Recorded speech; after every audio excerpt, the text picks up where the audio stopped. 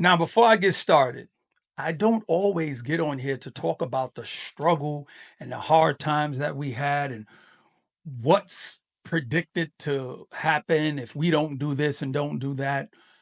But it's needed information because if you don't know what you're up against, you will never be prepared. If you don't know the hurdle that lies ahead, how will you know how high to jump? Right?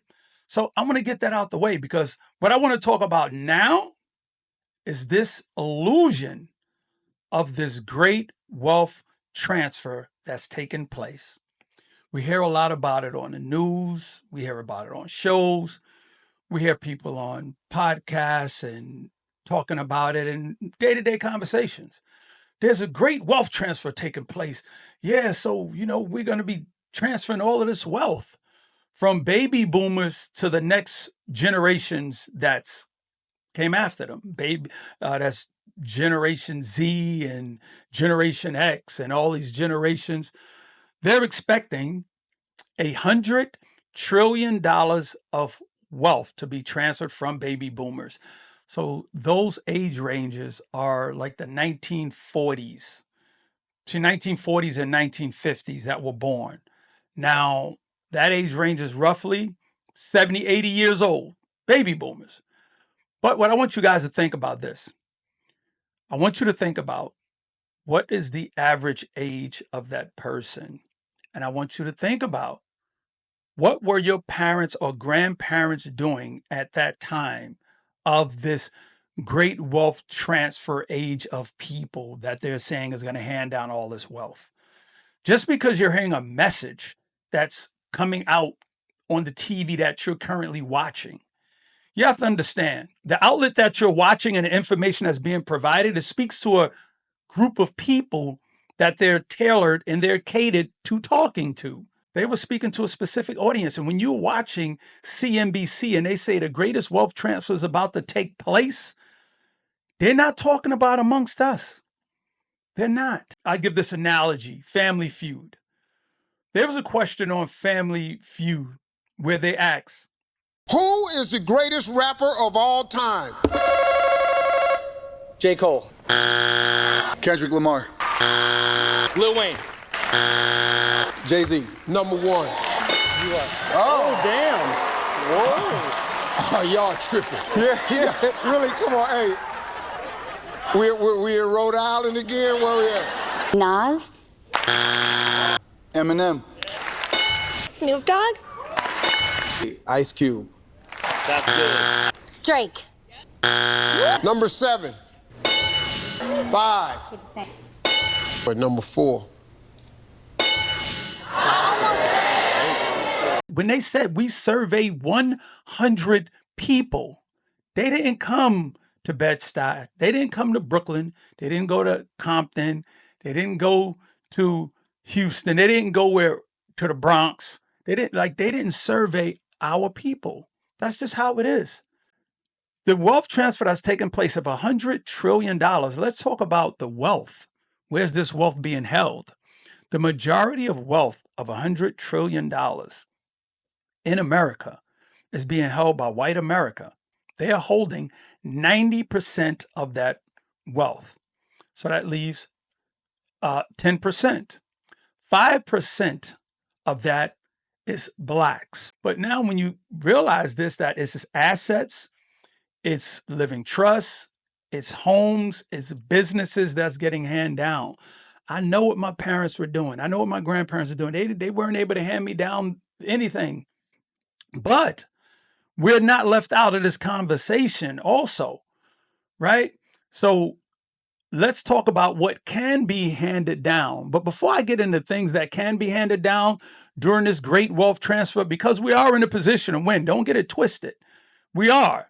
Let's talk about what stopped us from building this great wealth transition so nobody forgets where we're at. Some of the key things that stopped us was the GI Bill discrimination, mass incarceration, redlining, job discrimination, predatory lending.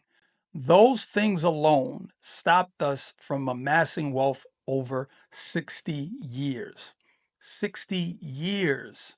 Now that's the time of the baby boomers building all of this wealth. And during the course of all of this time, even up to now, from baby boomers to now, the inheritance rate of things that have been handed down through an inheritance has been 30% white America and less than 10% of an inheritance going down to black families. Now, a lot of our things that we've been given in our culture has been through birthrights and through wills.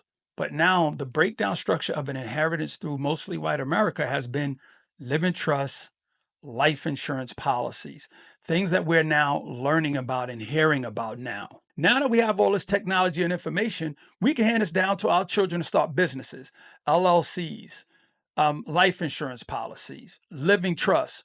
This is what we can hand down. The greatest wealth transfer for minorities will be information. Do not forget that. That's been one of the key things that's been holding us together. And continuously, we must move forward, handing down that information. What are these things? Some of these things, they will make it seem like it's a gamble or a crapshoot. What are those things that I'm talking about? Crypto.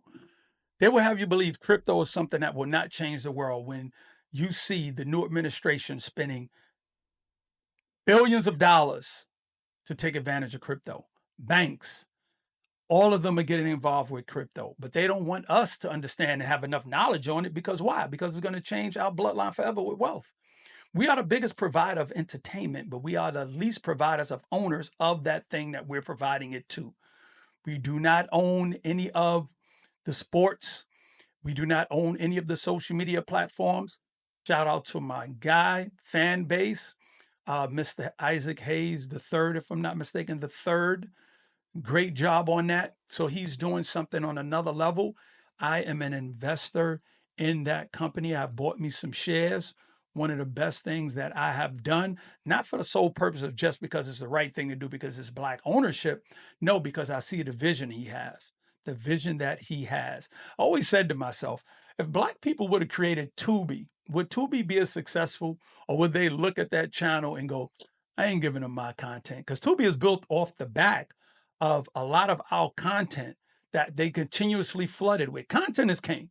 Like they took all kind of content, all kind of information, flooded, built it up, and now it's worth billions of dollars. Now, if one of us would have started Tubi and been like, come give us your content, let's get this thing going, would it have been as successful as it is now? Would it be a multi-billion-dollar channel owned by Fox, Rupert Murdoch? Would it be that? I don't know.